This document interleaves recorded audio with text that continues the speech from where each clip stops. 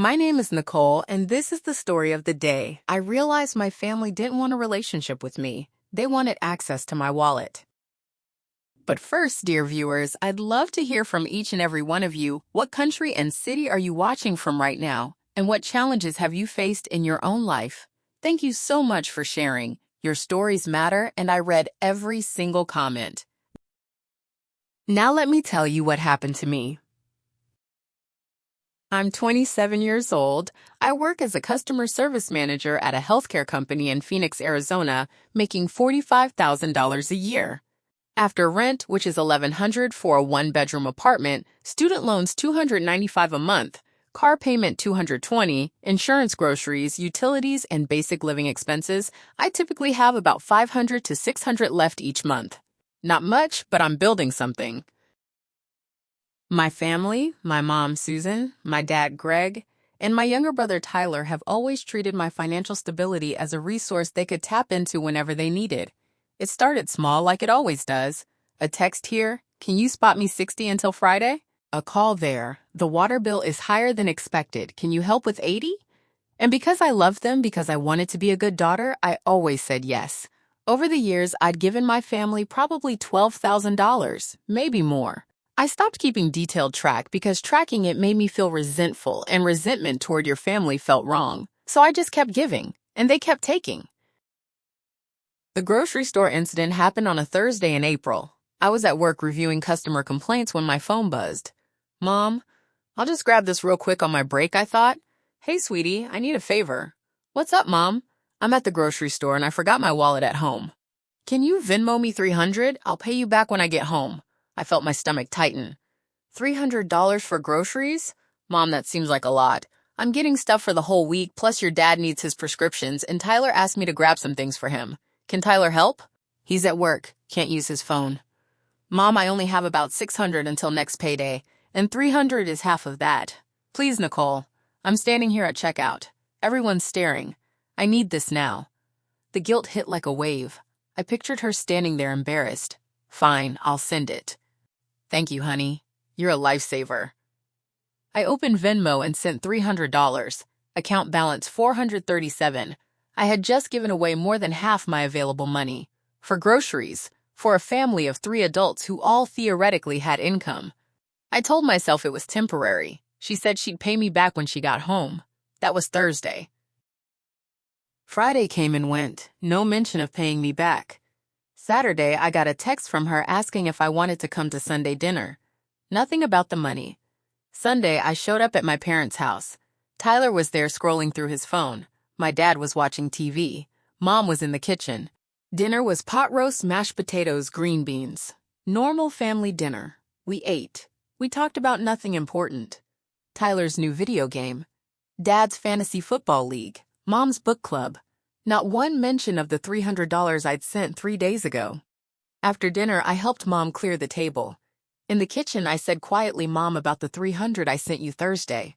"Oh, right. Thank you, honey. Do you have it? I can Venmo you back if that's easier." She paused mid-rinse of a plate. "Oh, I don't have it right now. When do you think you'll have it?" "I don't know, Nicole. Things are tight. But you said you'd pay me back when you got home." "That was Thursday. I said I'd try." "You said you forgot your wallet, that you'd pay me back." "I never said definitely." She was rewriting history right in front of me. "Mom, I have $200 to last me until next Friday. I need that money back." "Well, I don't have it, so I guess you'll have to figure it out." She said it so casually, like I was asking for a favor instead of asking for my own money back. I felt anger rise in my chest, but I swallowed it. "Okay." I left without saying goodbye. The following Tuesday, I was short on groceries. Like, actually short. I had ramen packets, peanut butter, and half a loaf of bread. Payday was Friday. I just had to make it 3 more days. I could do that. Then my phone rang. "Mom." I almost didn't answer, but I did. "Hey, honey, can you help your brother out?" "With what?" "He needs money for his car insurance. It's due tomorrow, and he doesn't have it." "How much?" $220. "Mom, I don't have $220. Can't you put it on a credit card?" "I'm not putting Tyler's car insurance on my credit card." "Why not?" "Because it's not my responsibility. You helped me with groceries. Now help your brother." "That was different." "How?" I thought you were going to pay me back for that and you haven't. That's not my fault. Actually, it is. I sent you money you said you'd pay back. You didn't. Now you're asking me to send more. Tyler needs help. Then Tyler needs to figure it out himself. Or you and Dad need to help him. We don't have it. Then he doesn't get car insurance this month. You're being selfish, Nicole. I'm being realistic. I have $40 until Friday. I can't give Tyler $220 that I don't have. Fine, we'll figure it out ourselves. She hung up. I sat there feeling like I'd just committed a crime for refusing to go into debt for my adult brother's car insurance. 3 weeks later, we had a family gathering. My Aunt Rachel was visiting from California and Mom organized a barbecue at their house. I showed up with a store-bought pie because I didn't have time or money for anything elaborate. The backyard was full of relatives. Aunt Rachel, Uncle Mike, cousins I barely knew. Normal family chaos. I was sitting at a picnic table with my cousin Jen when I overheard my mom talking to Aunt Rachel near the grill. I don't know what to do, Rachel. Greg and I are barely making it. The bills just keep piling up. Oh, Susan, I'm so sorry. Is there anything we can do? I wish. The kids don't help. Tyler's still figuring things out, and Nicole, well, she's so focused on her own life she doesn't really think about us. My heart stopped. She doesn't help? Rachel sounded surprised. I thought Nicole had a good job. She does. But you know how kids are these days. Very me. Susan, that's not fair. I'm sure she'd help if you asked. We have asked. She always has an excuse. I felt my face get hot. I stood up, walked over to where they were standing. Mom. She turned surprised. Nicole. Hi, honey. Did you just tell Aunt Rachel that I don't help you? I was just saying. You said I don't help. That I'm focused on my own life. That I always have excuses. Nicole, this isn't the time. No, this is exactly the time. I sent you $300 3 weeks ago for groceries. You said you'd pay me back. You never did. I lowered my voice. You asked me to pay for Tyler's car insurance. I said I couldn't. That's 2 examples in 1 month of me either helping or being asked to help. That's not fair, Nicole. What's not fair is you lying to family about me. I wasn't lying. Yes, you were. I pulled out my phone, opened Venmo, and turned it toward Aunt Rachel. Here's the $300 transfer to you, Mom. April 18th, for groceries. Aunt Rachel looked at the screen, then at my mom. Susan, you said she didn't help. I didn't mean. And here I opened my text messages. Is the conversation where you asked me to pay for Tyler's car insurance, and I said I couldn't afford it because I just sent you $300 that you never paid back. My mom's face was red. You're making a scene. I'm telling the truth. There's a difference. Several family members had stopped talking and were watching us now. Nicole, please. Please what? Stop defending myself? Stop pointing out that you lied? I wasn't trying to hurt you. You were trying to make yourself look like a struggling mom with ungrateful kids. But I'm not ungrateful. I'm broke because I keep giving you money. That's not my fault. It's literally your fault. I gave you $300 you didn't pay back. My Aunt Rachel cleared her throat. Maybe you two should talk about this privately. No. I looked around at the family members who were now openly staring. Everyone should know. I've given my parents over $12,000 in the past 4 years. $12,000. And I just heard my mom tell my aunt that I don't help, that I'm selfish, that I make excuses. That's a lie. And I'm done being lied about. I grabbed my pie. Yes, I took my own pie back and walked out. Behind me, I heard my mom crying and my dad saying, Amber, you need to come back here right now. I kept walking. I drove home shaking, not from fear, from rage and clarity. I'd been so worried about being a good daughter that I hadn't noticed I was being a convenient ATM. That night, I did what I should have done years ago.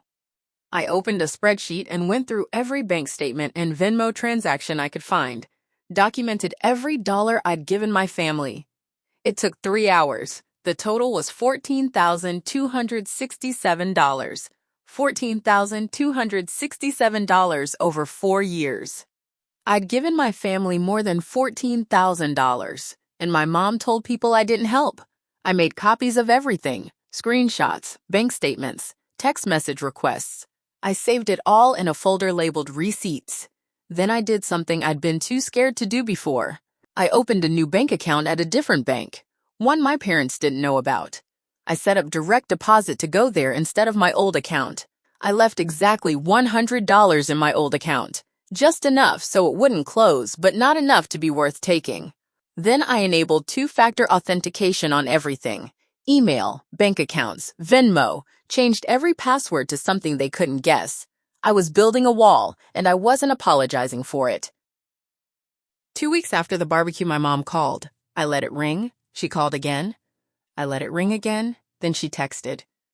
"We need to talk." I didn't respond. "Nicole, this is ridiculous." Still nothing. Fine.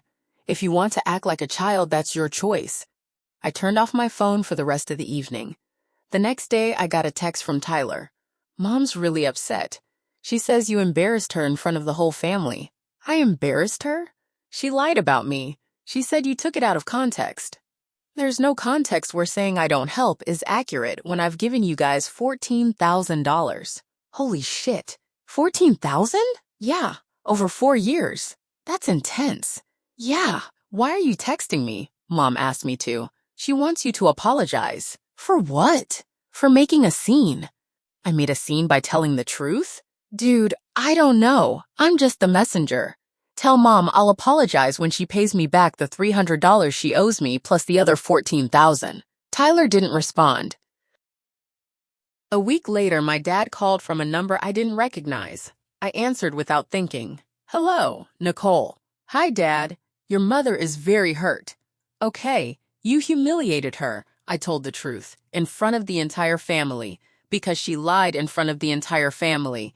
"You need to apologize." "For what?" "For being disrespectful." "Dad," she said, "I don't help.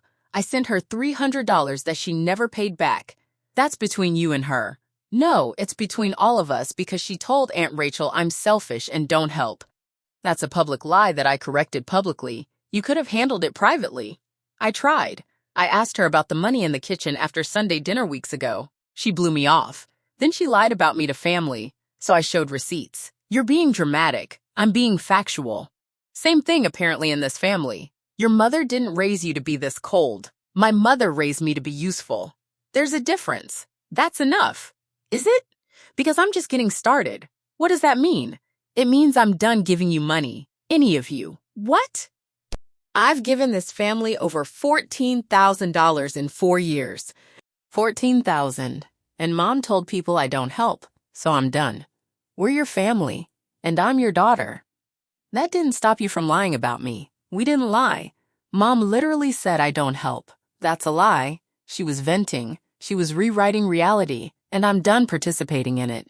Don't contact me again unless it's to apologize and pay me back. Nicole, I'm serious. Don't call, don't text, don't show up at my apartment. Pay me back or leave me alone. I hung up and blocked the number. Then I blocked my mom's number and Tyler's number and every family member who'd been at that barbecue. All of them. Blocked. I felt lighter immediately. The next 3 months were the quietest of my adult life. No calls asking for money. No texts with urgent needs. No guilt trips about family obligations. Just silence. And in that silence, I started to build something. I had $900 in savings by month 2, $1,500 by month 3, $2,000 by month 4. Money I would have given away was staying in my account, growing, becoming security instead of obligation. I got a promotion at work. Customer service manager to senior customer service manager. $4,000 raise. I didn't tell my family. Why would I? They just see it as more money they could ask for. I started therapy. Found a therapist who specialized in family dynamics and financial abuse. Yes, financial abuse. That's what it was called. She helped me see the patterns. The requests framed as emergencies. The guilt when I said no. The lies about me to others to justify their narrative. It was textbook, and I'd been living it for years without knowing there was a name for it. Month 5 after going no contact, I got a letter in the mail. From my mom. Handwritten. 3 pages. I almost threw it away unopened, but I read it. Dear Nicole. It's been 5 months since we've spoken. 5 months since you cut us off over money. I don't understand why you're doing this. We're family. Family forgives. Family moves on. I'm writing to ask you to please come to Thanksgiving. Your father and I miss you. Tyler misses you. Even Aunt Rachel asked about you last week. I told her you've been busy with work. I didn't tell her you've abandoned your family over a few $100s. Please reconsider. Life is short. Family is forever. Don't let pride keep you from the people who love you. Love, Mom.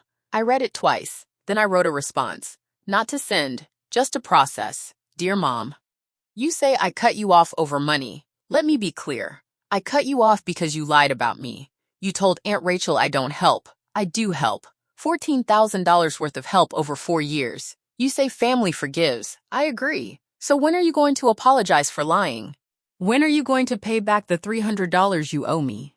You say life is short and family is forever. You're right, which is why I'm choosing to spend my short life with people who don't lie about me. And family is a behavior, not biology. You lost the privilege of calling yourself my family when you chose money over honesty. I won't be coming to Thanksgiving. Don't contact me again, Nicole. I didn't send it. I just kept it, for me, as proof that I knew my worth. Thanksgiving came and went. I spent it with my friend Melissa and her family. They were kind. Normal. No one asked me for money. No one guilt-tripped me. No one lied about me. It was the best Thanksgiving I'd had in years. Christmas was the same. New Year's Eve, I went to a party, and at midnight, when everyone was hugging and celebrating, I felt something I hadn't felt in years. Peace.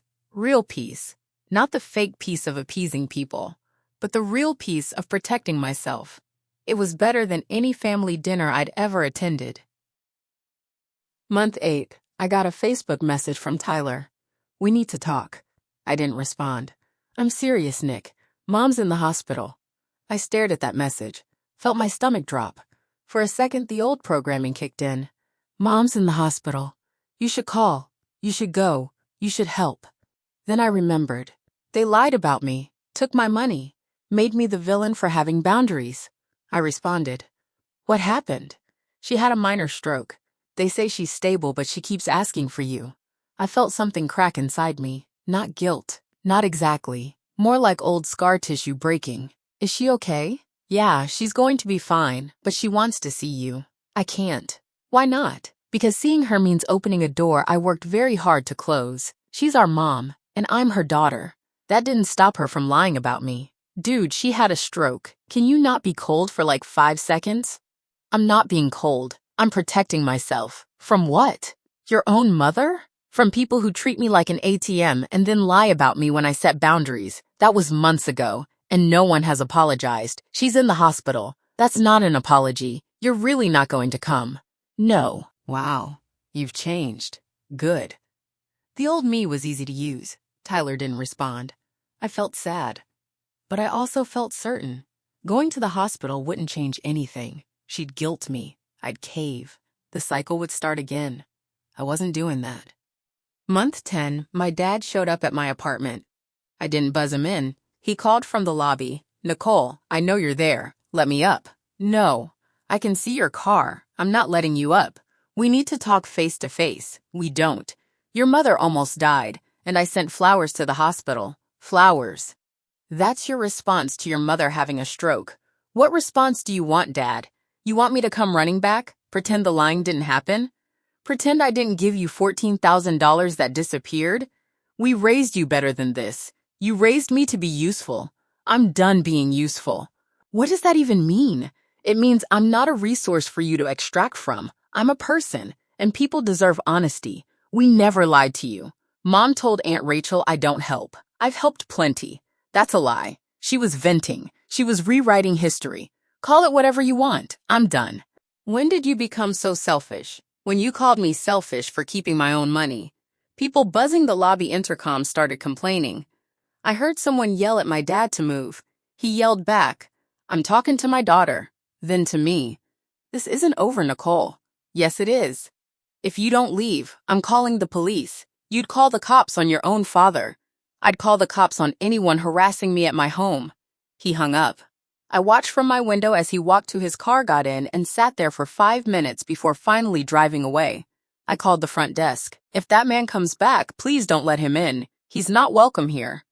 Understood, ma'am. Is everything okay? It is now. Month 12. 1 full year since the barbecue. 1 full year since I'd spoken to my parents. I was sitting in my therapist's office talking about progress. I have $4,000 in savings. I've never had that much. That's incredible, Nicole. I got another raise. I'm making $52,000 now. And you didn't tell your family? No. How does that feel? Like freedom. She smiled. You've come a long way. I have. Do you still feel guilty? Sometimes, but less. The guilt is training. It fades when you stop reinforcing it. Exactly. What about your mom? The stroke? I sent flowers. I asked Tyler for updates. She's fine, fully recovered, but I didn't visit. How do you feel about that choice? Sad, but certain. Those can coexist. I know. Anything else you want to talk about? Actually, yeah, I met someone. Oh, tell me about him. His name is David. He's a teacher. He's kind. And when I told him about my family, he said that's messed up. Not you're being dramatic but they're your family. Just that's messed up. That's a green flag. I know, right? I told him about the $14,000. He said you should get that back legally. Can I? Probably not. Most of it wasn't documented as loans, but the validation felt good. Keep him around. I plan to. Month 15. My mom sent another letter. This one was shorter. Nicole, I don't know what else to say. I'm sorry. I'm sorry I hurt you. I'm sorry I lied. I'm sorry I took you for granted. I miss you. I want to fix this. Please call me. Mom, I read it. Felt something shift. An apology? An actual apology. Not I'm sorry you feel that way. Not I'm sorry if I hurt you. Just I'm sorry. I didn't call, but I did write back. Mom, thank you for the apology. I appreciate it. But an apology isn't the same as changed behavior. If you want a relationship with me, here's what needs to happen. 1. You pay me back the $300 you owe me. I don't need the other $14,000. But I need the $300 you specifically promised to pay back and didn't. 2. You acknowledge publicly to the family members who heard you lie that you were wrong. I don't need a big announcement, just honesty with the people you lied to. 3. You respect my boundaries. If I say I can't help financially, you say okay and move on. No guilt, no pressure, no asking Tyler to ask me instead. 4. We rebuild slowly, not instantly back to weekly dinners. Slowly, coffee once a month. Then we see. If you can do these 4 things, I'm willing to try. If you can't, I understand. But I'm not going back to how things were. That relationship almost destroyed me. I'm done destroying myself for other people. Nicole. I mailed it and waited. She called 2 days later. I answered. Hi, Mom. Hi, honey. I got your letter. Okay. The $300. I can do that. I'll Venmo it today. Okay. The public acknowledgement. That's hard. I know, but you lied publicly. The correction should be public too. What do I say? The truth. That you were frustrated and said something that wasn't accurate. That I've helped plenty over the years. That you were wrong. I don't know if I can. Then we don't have a relationship. It's that simple. There was a long silence. Then okay, I'll talk to Rachel. Thank you. The boundaries thing. I'll try. Trying isn't enough, Mom. I need commitment. Okay, I commit. We'll see. And the slow rebuild. I miss you so much. I know. But rushing won't help. We need to build trust. One coffee at a time. Okay? Okay? She paused. I really am sorry, Nicole. I know. I didn't realize how much we were asking of you. I should have. I'm working on being better. Good. Me too. Another pause. I love you. I love you too, Mom. But love isn't enough. I need respect too. You have it. I'm going to hold you to that. I know. The $300 hit my Venmo account that afternoon. Month 18. My mom called Aunt Rachel. I know because Rachel called me after. Nicole.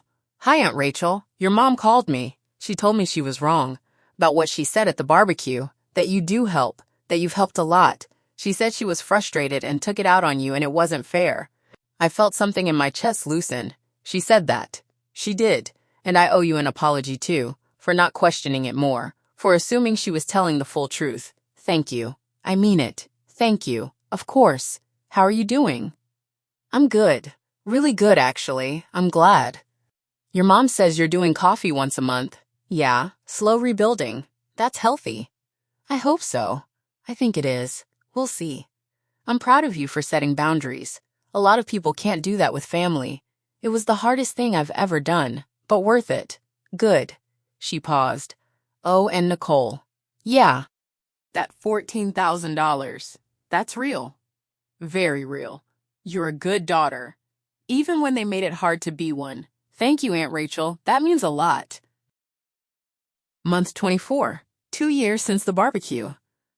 I'm sitting in a coffee shop with my mom. It's our monthly coffee. Number 24. We've talked about safe things mostly. Her book club, my job, the weather. Nothing heavy. But today she says something different. I've been thinking about the money. What money? The $14,000. Oh, I can't pay it back. I know, but I want you to know I see it now. See what? How much you gave, how much I took, how I treated it like it was nothing. It wasn't nothing, Mom. I know. It was your future, your security, your hard work. And I treated it like it was just there, like you owed it to me. I did. I'm sorry. She started crying. I'm so sorry, Nicole. I know. I destroyed your trust. You did. But we're rebuilding it. Are we? Yeah, slowly. But we are. She wiped her eyes. You're stronger than I ever was. I learned from the best. What do you mean? I learned from you that boundaries matter, just in the opposite way you thought. She laughed through tears. I deserved that. You did. But I love you anyway. I love you too. Even when you're holding me accountable, especially then. Today, 2.5 years since the barbecue. I'm 30 years old. I make $55,000 a year. I have $8,000 in savings. 0 debt. A healthy relationship with a man who respects my boundaries, and a slowly rebuilding relationship with my mom. We have coffee once a month. She's never asked me for money since I set the boundaries. Not once. Tyler and I text occasionally. He apologized last year for being a messenger. I forgave him. My dad and I are cordial. Not close, but cordial. He hasn't apologized. I've accepted that he might never. And I'm okay with that. Some people don't change, and that's not my responsibility. Here's what I learned. 1. Family helping family only works if it goes both ways. If it's only you helping them, it's not family. It's exploitation. 2. Document everything. I had proof. That proof saved me when they tried to rewrite history. 3. Going no contact isn't cruel. Sometimes it's survival. I needed space to heal and build boundaries. 4. Financial abuse is real. It's not just physical abuse or emotional abuse. Financial control and manipulation is abuse. 5. You can't set boundaries and keep people happy. Choose boundaries. 6. Guilt is a weapon. People who love you don't weaponize guilt. People who want to control you do. 7. Apologies without changed behavior are just words. I needed to see change before I trusted again. 8. Rebuilding takes time. 2 years of monthly coffee, slow, intentional, worth it. 9. You don't owe anyone access to your bank account, not even family, especially not family who lie about you. 10. Peace costs something. For me, it cost my relationship with my parents for 2 years. It cost feeling like the bad guy. It cost loneliness. But it was worth every single thing I paid. Because the peace I have now is real. My name is Nicole. I gave my mom $300 for groceries. She told my family I never help. I showed them receipts for $14,000, cut them off for 2 years, rebuilt slowly with boundaries, and I've never been happier or more financially stable. If you're in a situation where your family treats you like an ATM, if they ask for help constantly but never help you, if they lie about you when you set boundaries, please know you're not selfish, you're not cruel, you're not ungrateful, you're protecting yourself, and that's not just okay. It's necessary. Document everything, set boundaries, enforce them. Go no contact if you need to. Rebuild only if they show real change. Your future is worth protecting. Your peace is worth fighting for. You deserve better. Thank you for listening to my story. Please share your own in the comments. What country and city are you from? What's your story? I read every comment. Stay strong, set boundaries, protect your peace. You deserve it. Listen.